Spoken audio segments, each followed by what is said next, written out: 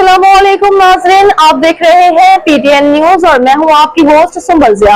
शामिल करते हैं आज की अहम खबरें। पाकिस्तान में टेलीकॉम कंपनियों के लिए डाटा होस्टिंग लाजमी करार देने का फैसला। किसी संगीन साइबर वाक़े की रिपोर्ट 24 घंटों में पीटीए को देना लाजमी होगा।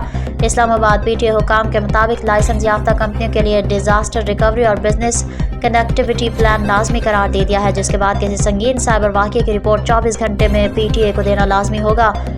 हुकाम के मुताबिक रेगुलेशंस टेलीकॉम सेक्टर के साइबर सिक्योरिटी मजबूत बनाने के लिए तैयार किए गए हर टेलीकॉम इदारा चीफ इंफॉर्मेशन सिक्योरिटी ऑफिसर तैनात करेगा।